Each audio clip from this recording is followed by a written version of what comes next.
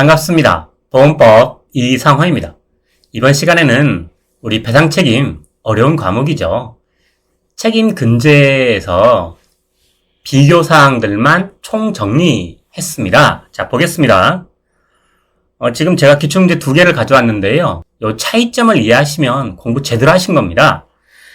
43회 2020년 1번 문제 배점 20점이었고요. 자, 보험 종목으로 해외 근로자 재보장 책임보험, 그리고 재보상 책임, 이걸 확장하는 재보상 확장, 그리고 비업무상도 업무상 재와 동일하게 해주겠다는 거고요. 여기서 이제 보실 거는 과실률을 30%를 주고 있어요. 자, 요 문제. 해외 근로자 재보상인데, 재자의 과실률 30% 주고 있고요. 같은 연도 3번 문제, 마찬가지로 20점 문제, 큰 문제야. 자, 이때는 이제 근로자와 지나가는 행인을 주고 있는데, 보험이 영업배상 책임의 도급업자 특별 약관을 주고 있어요. 그리고 현장 근로자 30%, 지나가는 피해자 20%를 주고 있습니다. 자, 제가 지금 2020년도 1번과 3번 문제 2개를 가지고 왔는데, 둘 다 과실률을 주고 있어요. 이 차이점을 이해하셨습니까? 자, 보겠습니다. 우리가 말하는 책임 근제는 사실 전혀 성격이 다른 두 과목을 하나로 합쳐놓은 겁니다. 하나는 이제 배상 책임 보험이고, 또 하나는 근로자 재보상. 요 차이예요. 책임 배상에는요, 손해를 배상한다라는 의미도 있지만, 원상을 회복한다. 이 원상 회복에는 100을 가지고 있던 사람한테는 100을 채워주는 거고요. 70을 가지고 있던 사람은 70만 채워주는 겁니다. 근로자 재보상은 뭐냐? 이 취지는 근로자가 다시 근로를 할 수 있도록 지원, 현장에 복귀할 수 있도록 여기에 방점이 찍혀있는 법률이기 때문에 책임 배상은 가장 큰 차이는 과실을 따지고요. 그리고 재보상은 무과실을 원칙으로 하고 있습니다. 자, 이 법리가 우리 지금 제가 2020년도 2개로 예를 드린 거에 어떤 차이가 있느냐. 배상 책임에는요, 과실을 반영을 해요. 도급업자 특별약관, 영업배상, 국문영업배상 책임, 도급업자 특별약관에 있는 과실률은 반영을 해요. 그런데요, 근로자 재보상에 있는 근로자의 과실은 반영을 하지 않습니다. 요 차이입니다. 요거를 이해하신다면, 계산 문제를 푸는데, 손해액 주어지고, 나머지 이제 장애율이나 과실률이나 기왕증이나 이런 것들을 이제 단서조항으로 주잖아요. 요 개념만 정확히 아시면 문제를 푸는데 훨씬 효과적으로 풀 수 있는 거죠. 자, 그러면 여기서 이제 헷갈리는 게 근로자가 근로자 재보상을 가입하고 추가로 사용자 배상 책임을 들었다. 이건 뭐냐? 근로기준법과 산재보험은 기본적으로 드는 거고요. 이를 초과하는 손해. 대표적인 게 뭐죠? 재자가 긴급호송을 할 때. 긴급호송을 해야 되는데 어떠한 경우에도 근로자만 보상을 해주는 거죠. 근로자 재보상이니까 근로자를 타겟으로 하는 거니까 근로자만 보상을 해주는데 어쩔 수 없는 경우에 동승했다. 혼자는 도저히 이송을 못해서 어쩔 수 없는 경우에 동승을 했다. 그럼 그 동승인은 어디서 보상해요? 근로자 재해 산재 아닙니다. 그 부분은 추가로 사용자를 상대로 민사상 손해배상을 청구해서 거기서 받는 거예요. 그러면은요, 근로자 재해 보상이긴 하지만 근로기준법 산재보험법은 무과실 원칙인데 민사소송으로 가는 순간 배상으로 가요. 그러면은요, 반영하지 않던 근로자의 과실을 반영하는 겁니다. 이 차이입니다. 자, 그러면 기왕증은요, 배당 책임에서는 당연히 반영하고요. 근로자 재보상에서는 원칙적으로 반영하지 않아요. 만약에 반영해야 되는 예외적인 상황이 된다면 문제에서 주어지는 지문이 되게 길고 구체적으로 설명을 해야겠죠. 자, 그런데요, 근로자 재보상 민사상 손해배상으로 넘어오면 마찬가지로 반영합니다. 이 차이 꼭 개념 잡으시고 문제 보시기 바랍니다. 자, 그러면 도대체 과실은 뭐고 무과실은 뭔데? 태초부터 중서사에 이르기까지 잘못을 하면 책임지는 게 인지상정이고 정상, 그게 어떻게 보면 당연한 거죠. 그래서 고의 또는 과실로 손해를 입힌 경우에만 책임을 인정한다. 그런데요, 이제 중서사회에 나오면서 산업혁명이 생겼어요. 대규모 공장. 이젠 더 이상 과실이 있는 경우에만 책임을 지는 이 논리로는 문제 해결이 안 되는 거예요. 누군가의 주머니에서 돈이 나와야 해결이 되는 거야. 이게 바뀌었습니다. 그래서 이제 법리가 변경된 거죠. 무과실 책임주의가 나오기 시작한 겁니다. 무과실 책임주의는요, 손해가 발생하기만 하면 책임이 인정되는 거고요. 그럼 이건 이론적 근거가 뭐냐? 이걸 물어볼 수 있죠. 하나는 보상 책임설. 너 이익을 얻는 과정에서 대규모 근로자들을 고용해가지고 돈을 버는 과정에서 다쳤잖아. 네 주머니에서 돈이 나와야 돼. 또 하나는요, 공장. 위험 책임설. 위험시설 가지고 돈을 벌고 있잖아. 이거는요, 우리 민법에 공작물 책임과 연관지어서 자주 묻고 있죠. 자, 과실 책임, 고의 또는 과실로 손해를 입힌 경우에만. 무과실은요, 손해가 발생하기만 하면 책임을 인정하는 겁니다. 자, 그럼 우리 불법행위와 채무 불이행을 한번 나눠보자. 법률상 손해배상의 근간을 이루는 두 가지지요. 불법행위 채무 불이행을 나누는 거는 여러 가지 조건들이 있지만 저는 먼저 이렇게 5개를 구분해 봤어요. 이 중에서 소멸시효는 단독으로도 물어봤습니다. 불법행위는 3년. 아니, 이렇게 생각하게요. 대부분 불법행위가 있었다면 감정이 굉장히 상해 있는 상태죠. 빨리빨리 잊어. 단기 소멸시효 3년을 적용하고요. 계약과 관련된 채무 불이행, 계약을 이행하지 않은 채무 불이행은요, 이건 이제 따져봐야죠. 그래서 길게 10년, 이렇게 생각을 하시고요. 과실책임 입증은 뭐냐? 불법행위는 피해자, 당한 사람이 주장을 해야 되는 거고, 채무 불이행은요, 가해자가 입증하지 못하면 안 된다. 자, 연대책임, 계약 권리는 불법행위는 인정하는 추세이고요. 채무 불이행은 규정이 없습니다. 그래서 이렇게 입증책임, 소멸시효 기억하시고 이렇게 2개.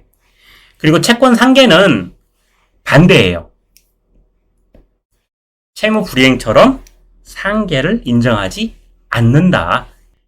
자, 우리 이제 공문영업배상 영문약관 보면은 손해사고 기준증권, 배상 청구 기준증권, 그리고 이제 손해발견 기준증권이 하나 있긴 한데, 이거는 이제 모든 우리 수험서에는 3개를 언급하고 있는데, 우리 시험에서는 대부분 손해사고, 배상 청구, 이 2가지를 묻고 있죠.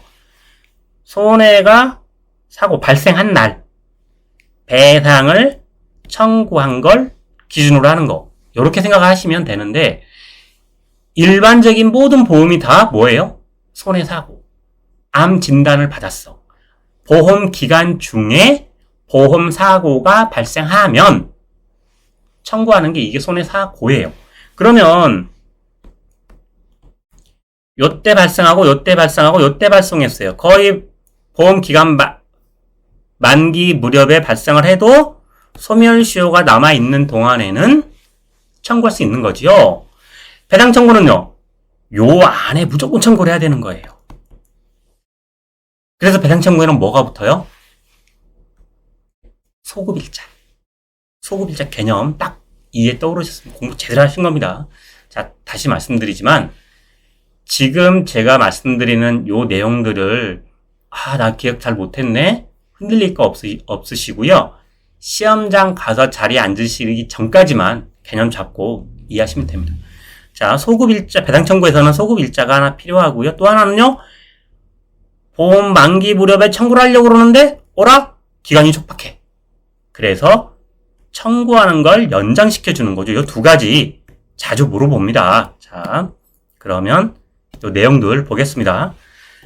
손해사고는요, 담보 기준이 사고가 발생했느냐. 대부분 다 우리 재산보험, 질병상해보험, 이거 손해사고잖아요. 자, 배상 청구는요, 배상 청구가 처음 제기된 시점. 청구했냐, 안 했냐. 요거, 보험회사에 청구했냐, 안 했냐. 요거. 자, 사고 발생 시점 기준이기 때문에 보험 만료 후에도 소멸시효 기간 내에는 청구가 가능하고요. 청구 시점 기준으로 하기 때문에요, 보험 기간이 지나면 청구 못하죠. 우리 의사 및 병원 배상 책임 보험에서 뭐 A사, B사, C사 주고 그 보험 만기 기간 주잖아요. 그리고 청구 일자, 청구 시점 꼼꼼히 보셔야 되는 거죠. 청구 일자가 만기일을 지났다. 어떻게 돼요? 면책이죠. 그래서 저는 이 대목에서 잠깐 말씀드리면 우리 계산 문제에서 재산보험도 그렇지만 A사, B사, C사, 보험 1, 2 이렇게 보험을 여러 개를 줬다. 그러면 면부책을 보셔야 됩니다. 면부책 보는데 오래 안 걸려요. 면부책을 쓰라는 거 아니니까. 면책인지 부책인지. 배상 책임에서 다친 사람이 근로자예요. 그러면 이거 근로자는 저쪽 가서 근로자 재해 보상 가서 받으라는 거니까 면책이죠. 고유면책 대부분 면책이잖아요. 그러면 근로자 재해 그 일보험은 면책, 지급보험금, 영원 이렇게 가면 되는 거예요. 이거 20-30초 보면 되건데 이걸 만약에 간과하면 열심히 푸는 거죠. 그러면 보험이 두 개면 정말 이제 산으로 가다 보면 독립책임에까지 계산할 나 시간이 너무 부족했어. 안 됩니다. 자, 적용은요 대부분 일반 보험에 하는 거고 배상 청구는 장기 축적, 생산물 배상 책임이나 의사 및 병원 배상. 우리 시험에서는 의사 및 병원 배상으로 많이 나왔죠. 자, 장점은요, 장점과 단점은 서로 크로스로 가면 됩니다. 손해사고가 피해자 보각 명확해요. 사고 났을 때 청구하는 거니까. 그리고 보험사가 리스크 관리가 용이해. 왜요? 배상 청구는요, 그 안에 다 청구가 들어오기 때문에 미지급금이 없어. 그러니까 관리가 용이해. 근데 이쪽에 가면은 보험 만기는, 그러니까 결산을 다 했는데, 왜 우리 보험법 보면 이제 결산일에 나오잖아요. 결산 다 했는데 소멸시효가 남아서 미청구한 거, 앞으로 청구할 수 있는 거, 이거 웬만큼 통계로 맞는다고 하지만 그게 100% 맞다고 보장 못 하잖아요. 그래서 보험사로서는 리스크 부담이 있고 산정에 따른 합리적 보험료 산정이 복잡해진다. 그런데 여기는 용이하다. 이렇게 서로 크로스로 장단점이 결정된다. 기억하시면 좋습니다. 자, 그럼 우리 이제 국문영업과 영문약관은 도대체 뭐가 다른데, 영문약관, 미국의 영문약관을 가지고 온 게 우리 국문영업약관인데요. 가장 큰 차이점은 뭐겠어요? 국문약관은 한글로 써 있고, 영문약관은 영어로 써 있습니다. 이게 가장 크지요. 실무상도 실물약관 다 영어로 써 있으니까요. 자, 그러면 도대체 한글 쓰는 대한민국에 왜 영문약관이 있느냐? 이게 이제 중요한 거죠. 시험에도 자주 나오고요. 자, 첫 번째. 공제 방식을 보자. 계산 자, 면부책, 가르마 딱 타고, 손해액 산정 다 했어요. 마지막에 자기 부담금 반영, 아차 싶어서 안 하면 진짜 마지막에 다 된 밥에 코 빠뜨리잖아요. 이럴 때, 나 그거 못해서 좌절하지 마세요. 그냥 그 부분만큼의 배점만 까였을 뿐입니다. 그러니까 어려운 문제도 그 배점, 10점, 20점 하나도 못 썼다고 20점짜리인데 감히 괘씸죄로 30점을 깔 수는 없는 거잖아요. 그러니까 너무 걱정하지 마시고요. 최선을 다하시면 됩니다. 자, 공제 방식은요. 국문영업은 한 번 공제를 해요. 여기입니다. 한 번 공제를 하는데요. 영문약관은요. 한 번 까고 한 번 더 까요. 마지막 보상 한도액에서 한 번 더 까요. 요게 가장 큽니다.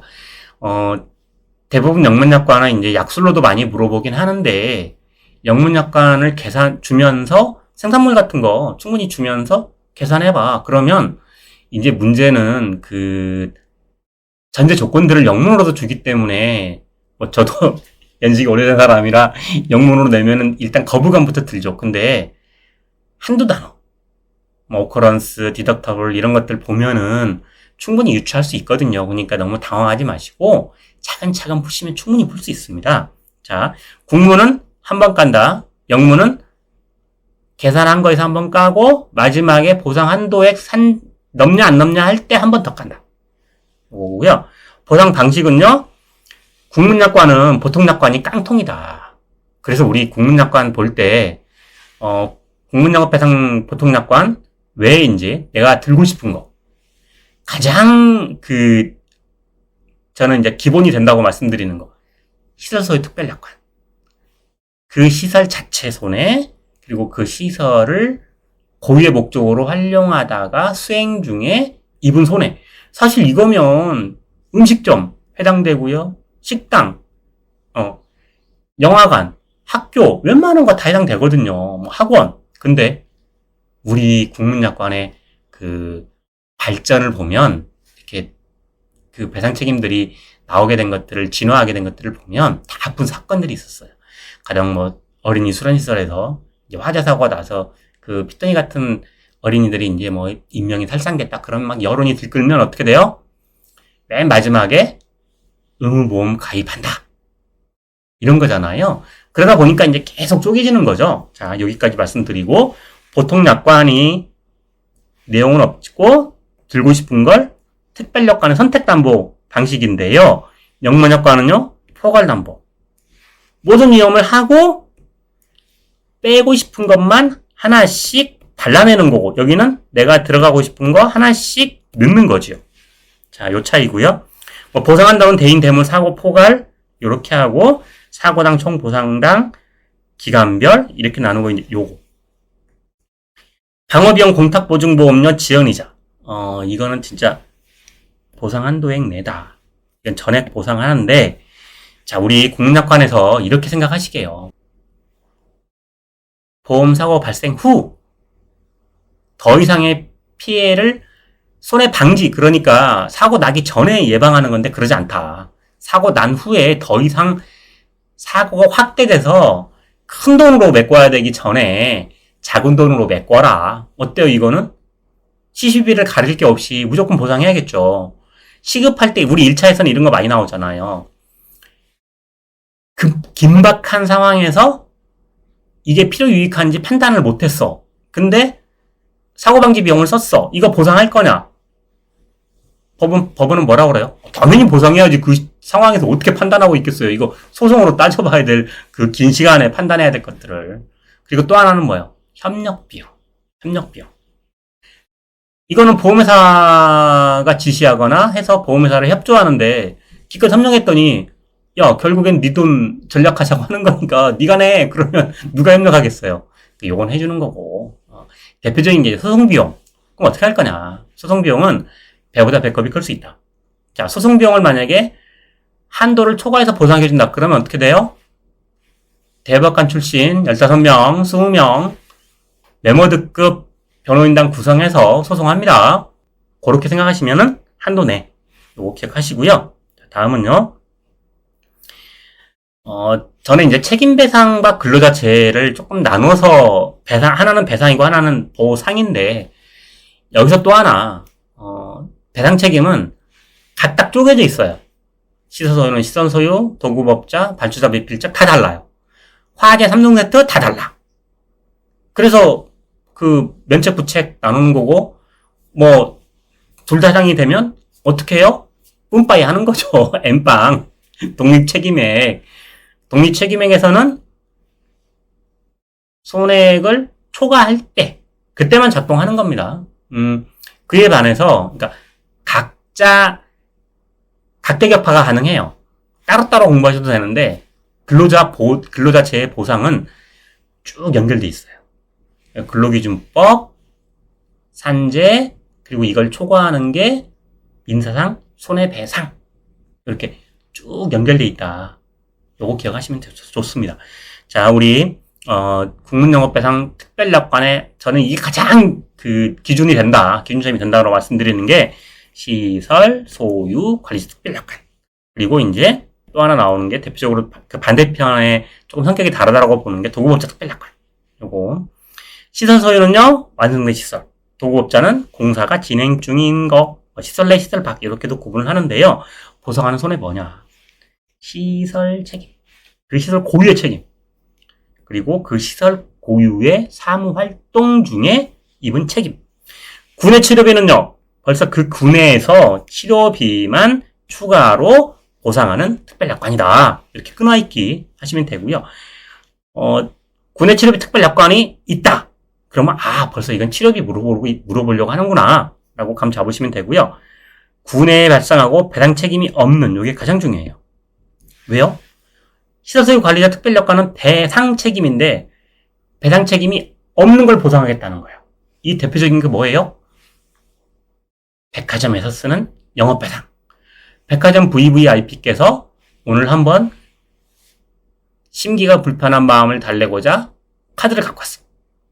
근데 비 오는 날 사람들이 많이 다니니까 물기가 많아가지고 까당하고 넘어졌는데 고객님 조심하시 그러셨어요. 네 돈으로 치료하세요. 이러면 그 VVIP 고객님이 어떻게 하겠어요? 그래서 백화점들은 묻지도 따지지도 않고 아이고 고객님 죄송합니다. 다친 데 없으세요? 쇼핑 다 하시고 가시는 길에 치료 받으시면 우리가 다 치료비 드리겠습니다. 끝. 자, 치료비만 담보하는 거예요. 그에 반해서요, 도급업자는요, 여기서 도급인과 수급인, 이건 도급인은 주는 사람, 수급인은 받는 사람. 근데 도급업자는요, 수급을 업으로 하는 사람입니다. 수급을 업으로 하는 사람. 그럼 도급업자 특별약관은요, 수급인이 드는 거예요. 그래서 수급인이 도급계약 수행 중에 제3자에게 입힌 손해를 보상하는 거고, 그러니까 요게 가장 중요해요. 요렇게 기억하시면 되고요. 면책 사유는 우리 이제 고유면책 사유인데, 이거는 조금씩 다른데요. 지금 보시는 그 기본 교재, 보시는 수험서로 보시는데, 저는 이걸 말씀드리고 싶어요. 우리 계산 문제에서 나온다. 그러면 대부분 근로자들을 많이 넣거든요. 우리 지금 보는 배상 책임의 가장 그 큰 범주는 뭐다? 손해보험. 손해보험은요, 이득금지. 이중으로 보상하지 않는다. 근로자가 배상 책임에서 손해를 입었어. 피해를 입었어요. 그럼 이 근로자는 어디서 또 받아요? 근로자 재해보상. 그럼 근로자 재해보상에서도 받고 배상 책임에서 받으면은요, 이중으로 받는 거죠. 절대 안 된다.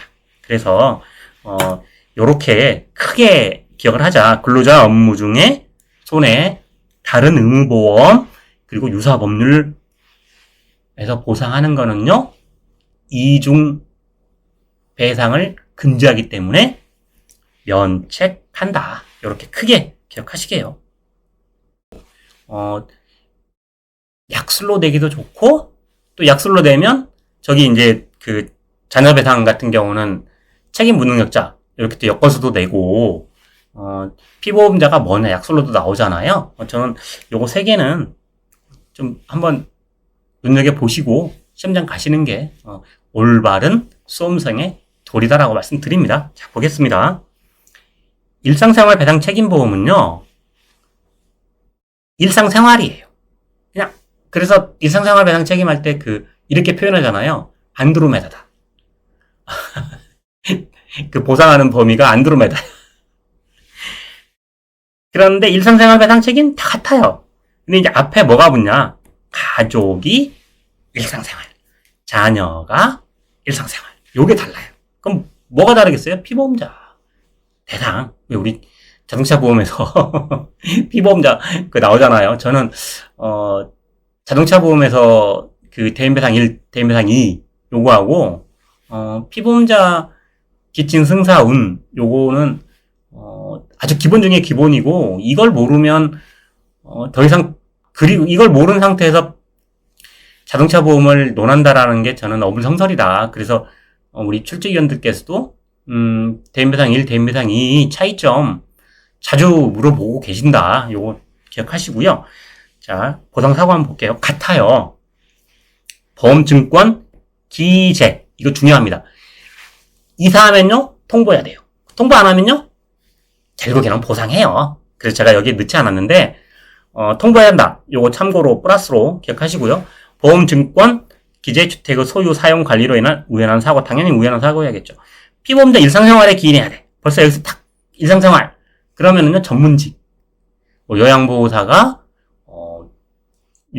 요양병원에 파견돼서 근무 중에, 직무 활동 중에, 손을 놓쳐가지고 꽈당하고 넘어지는 바람에 손해배상 책임을 졌다. 일상생활이 아니죠. 그래서 우리 2024년도에도 그렇게 물어봤잖아요. 요양보호사인데, 1, 2, 3. 요렇게 하는데 중간에 일상생활 배상 책임 딱 하나 끼워 넣었잖아요. 자. 요게 이제 중요하죠. 피보험자 범위. 피보험자 범위가 왜 중요하냐? 여기에 해당되는 사람이어야 보험회사가 보상 책임이 발생하는 거죠. 그러니까, 자, 일상생활은요, 기명 피보험, 증권에 이름 써있는 사람, 이름이 기재된 사람, 피보험자. 기명 피보험자의 배우자.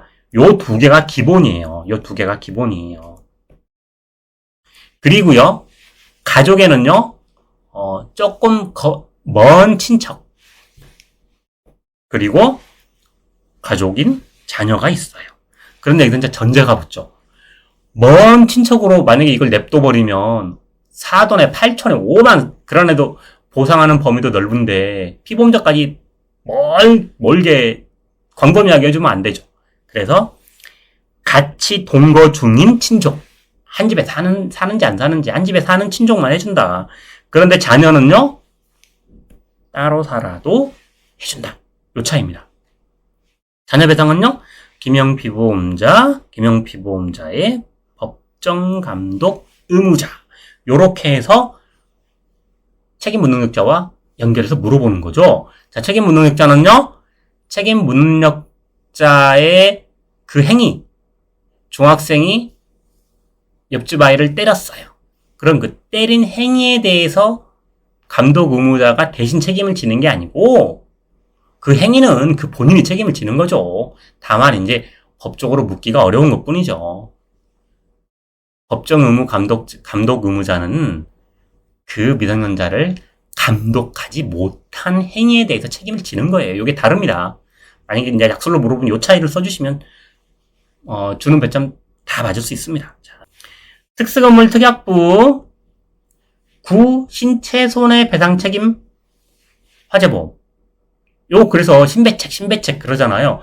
근데 최근에도 신체 손해배상 이렇게 우리 시험에 나와요. 그러면 특약부가 신체 손해배상 화재보험이다. 이렇게 기억하시면 되고요. 다중이용 업소. 벌써 다중이 이용하는 업소이다. 그리고 재난배상, 특별하게 재난배상을 보상하겠다. 특수건물 재난은 과실도 하고, 기본이 과실이니까 무과실도 했는데 다중이용 업소는 과실만 했어요. 그러다 보니까 이제 이게 다툼이 있죠. 그래서 법률이 개정됐습니다. 어떻게 바뀌었다고요? 원래 하던 과실에다가 3개 다 무과실 책임도 보상해. 저는 이게 맞다고 생각을 해요. 자, 가입 재산을 한번 눈여겨보실 만해요. 왜냐하면 이걸 쓰라고 나오는 것보다는 우리 지문 보면 15층 아파트. 그러면 뭘 물어보려고 하는구나. 15층 아파트 이러면요, 특수건물 화재는 면책이죠. 16층 이상이니까. 어디로 가요? 재난배책으로 가는 거죠.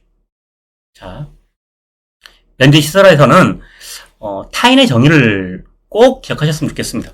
내용도 간단하지만 이게 약술로도 나오고, 약술로 나오면 2점 이렇게는 안 주거든요. 못해도 5점 줘요. 진짜 땡큐 줘. 이거 쓸 게 별로 없잖아요. 그럼 아무리 깎아도 여기서 1점, 2점, 2점도 깎기도 어렵죠. 최소한 4점 이상은 받을 수 있다. 그러니까 타인의 정의는요, 나 빼고 남. 우리 배상 책임에서 가장 기본인 거. 나 빼고 남.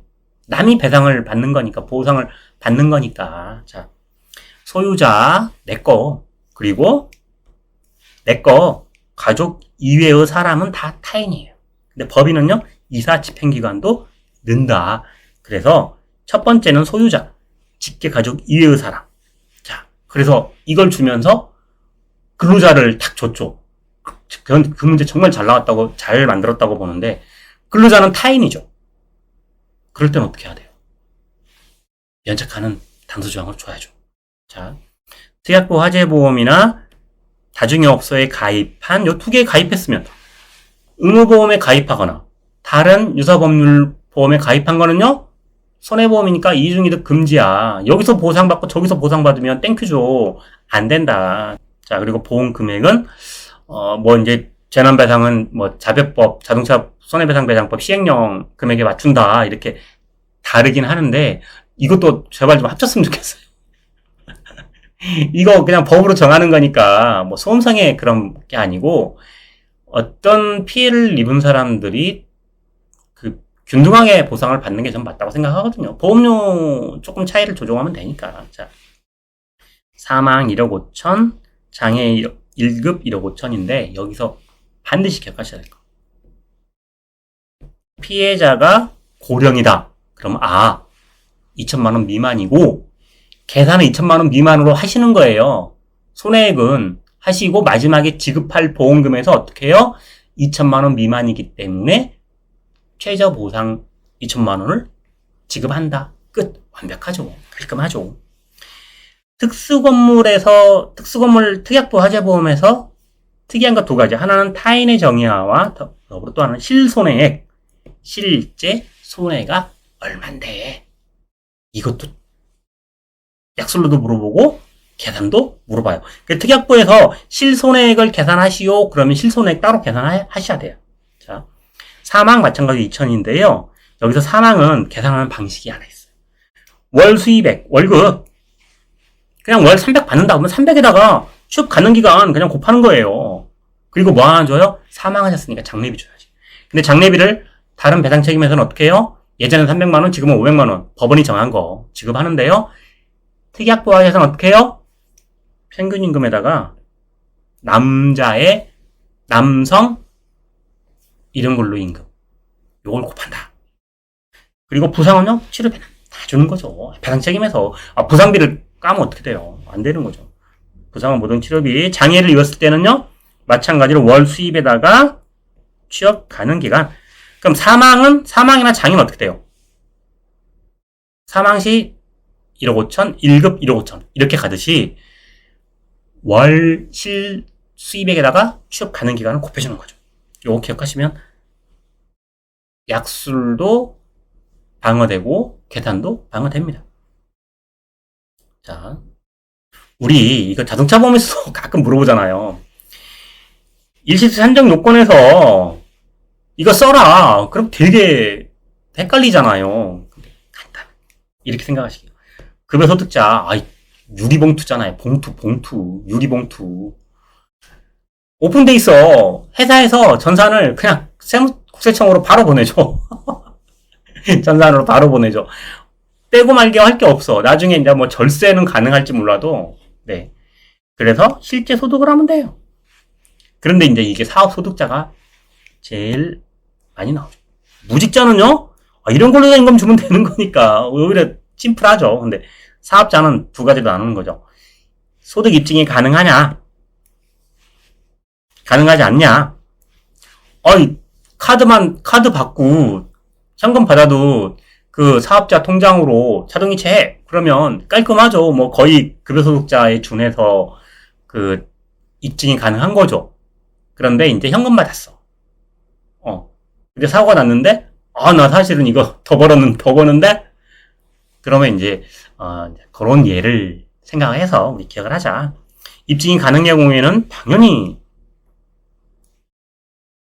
그 자료를 하면 되는데, 산식이 나와요.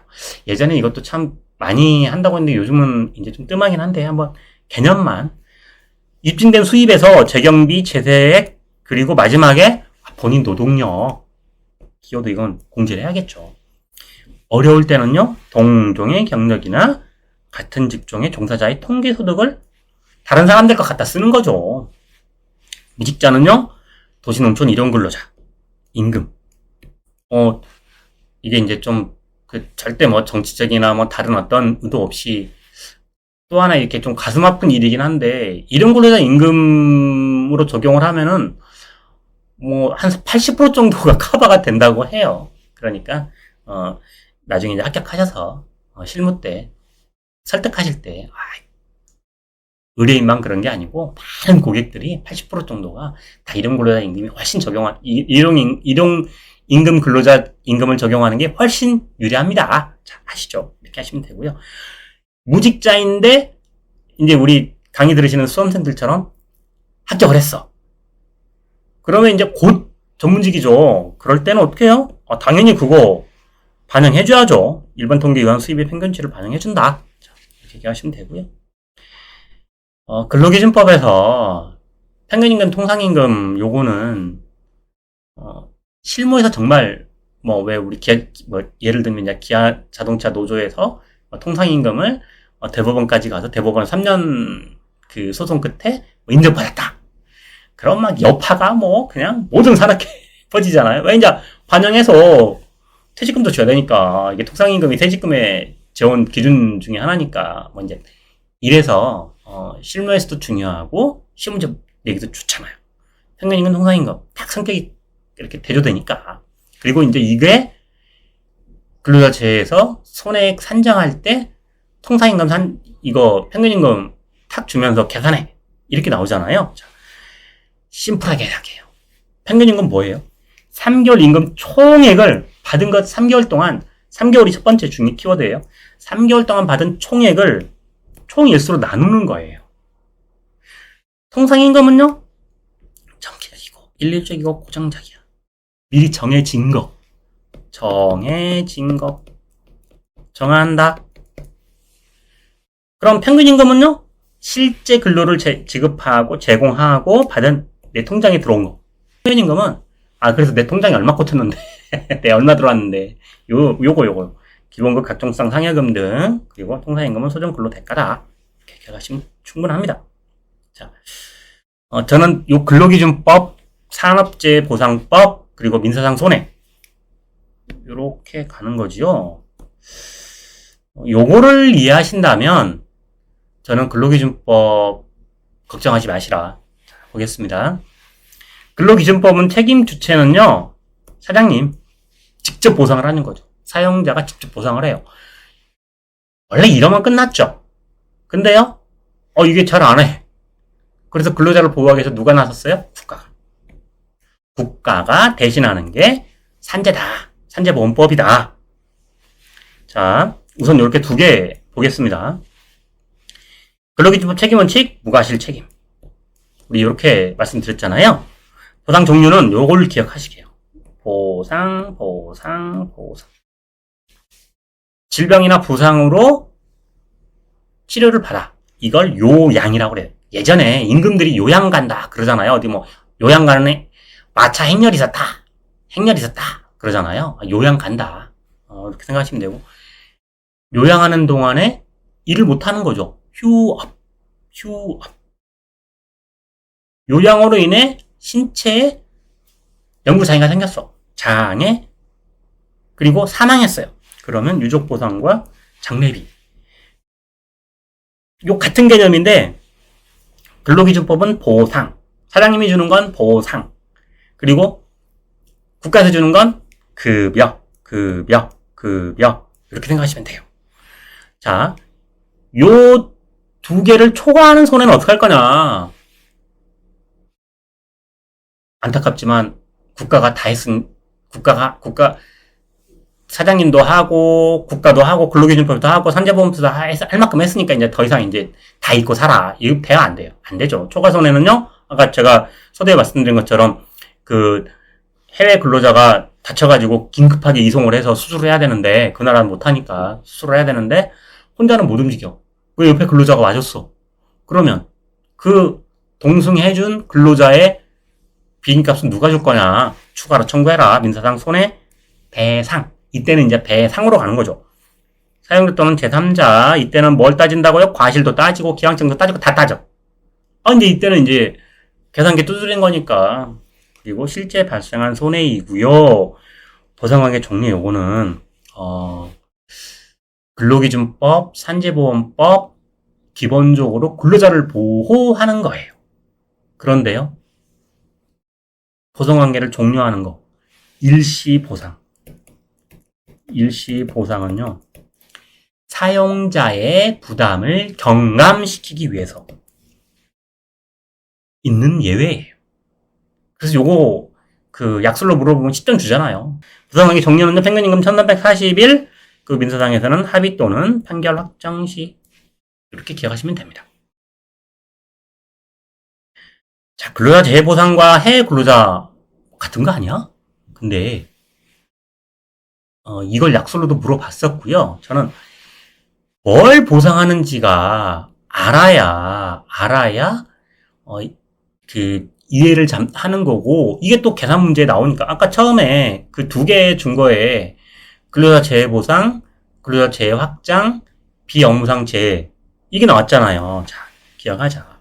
이건 국내 근로자, 해외 근로자인데 재해보상 같습니다.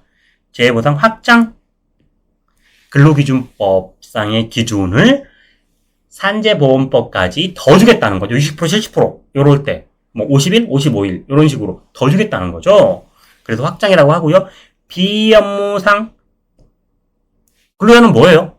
업무 중. 근데 업무 중이 아님에도 업무상 재해와 동일하게 해줄게. 말 그대로 비업무상도 보상한다. 그리고요, 사용자 배상. 동일하죠. 사용자 배상 나오면, 소송을 했구나. 그렇게 생각하시면 되고요. 자, 해외 근로자에 하나 더 있는 거. 간병보상.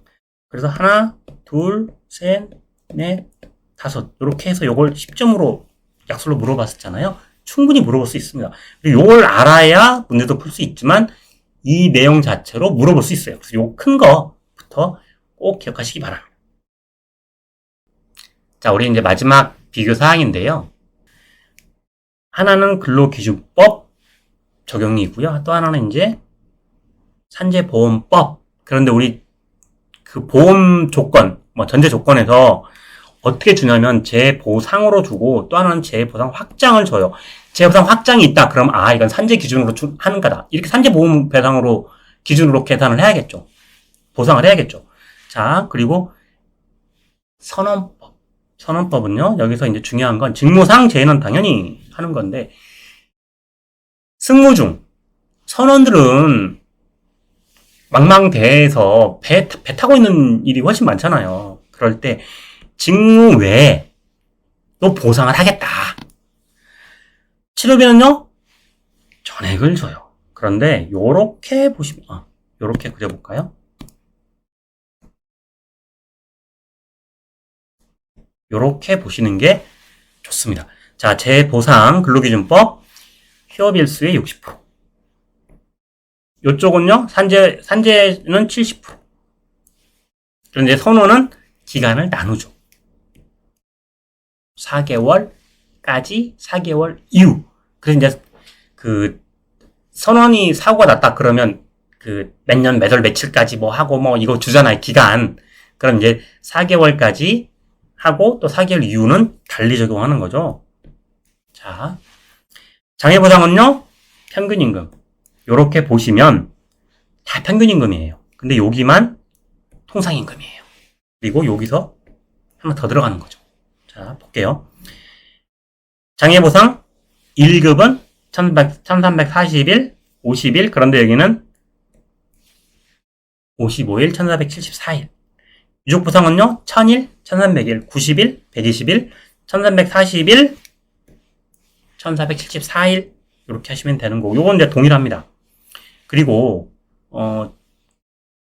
선언은 어떻게 할 거냐. 휴업보상이, 치료비는, 직무상은 다 주고, 직무에도 3개월까지는 내 보상해줄게. 요 얘기고요. 그래서 여기 3개월까지입니다, 다. 직무 외에는. 그나마 다행이죠. 통일했으니까, 3개월로 통일했으니까.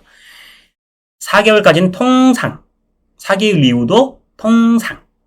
여기 선언에서 휴업보상은 통상임금이 더 많은 거 아시죠? 통상임금이 더 일반적으로 많습니다. 그래서 평균임금이 통상임금에 미치지 못하는 경우는 통상임금으로 하잖아요. 선원은 더 줘야 되는 거죠. 망망대해에서 진짜 어딜 갈 거예요? 뭐 배에서 뛰어내릴 거예요? 자, 그래서 더 많이 준다. 장애보상은 승선 평균임금이나 평균임금이랑 똑같습니다. 같은 개념이에요. 그 앞에다가 승선 요것만 붙여주면 돼요. 승선 배 탔다 승무 요것만 갖다 붙여주면 되는 거고요. 1447일 55일 1300일 120일 동일하면 1474일도 동일하고요. 우리 책임근제가 이제 신체손해사정으로 편입돼서 처음 나왔던 게 전 그 문제 정말 잘 냈다고 보거든요. 항해사가 급하게 키를 트는 바람에 항해사가 행방불명되고 승객이 익사했어. 그런데 거기서 이제 행방불명됐으니까 뭐가 나와요? 요 행방불명 보상. 그래서 바다에서 사고가 났는데 하나는 선원 근로자 제외, 그리고 또 하나는요 유도선 사업자 배상. 전혀 다른 하나의 사건을 놓고 배상 책임과 선원 근로자 제외 보상을 각자 보상하는, 그리고 이렇게 되겠어 하는 기준점을 제시한 참 좋은 문제라고 생각합니다. 자, 그래서 요 말씀을 드리는데요. 행방불명 보상은 얼마든지 따로 또 일시보상과 더불어 따로 물어볼 수 있으니까 저는 이제 이걸 뭐 일통 삼평 요렇게도 많이 외우는데 배우시는 강의에서 그리고 공부하시는 방법대로 외우시면 충분하고요. 1개월 후에는 이제 사망으로 간주를 해서 뭐 사망했다 1개월 지났다 이런 말 안 나와도 우리 시험 문제에서도 너무 막 꼼꼼히 따져서 1개월 후라고 나온 질문 안 줬으니까 난 이거 계산 안 할 거야. 아니요. 그냥 직관적으로 하셔야 돼요. 그래서 행방불명 되었다. 그러면 행방불명 시 이렇게 한번 계산하고 또 1개월 후에는 사망으로 가서 유족보상과 장제비를 지급한다. 자, 우리 책임근제 비교사항 총정리 마치는데요. 제가 올려드리는 이 영상은 자투리 시간에 보시라는 겁니다. 지금 보고 계시는 손에 익은, 눈에 익은 기본서는, 수험서는 각 잡고 공부하실 때 보시고요. 그래서 제가 이제 자투리 시간에, 이동 시간에 볼 수 있도록 준비를 해서 별도 교환 없이 보실 수 있도록 준비를 했고요. 각 잡고 공부하는 것도 중요하지만 자투리 시간을 얼마나 활용을 하느냐, 이것도 굉장히 합격에 좋은 방법이라고 하니까요. 힘드시겠지만 시험장 가는 그날까지 바짝 하셔서 꼭 합격하시기 바랍니다. 고맙습니다.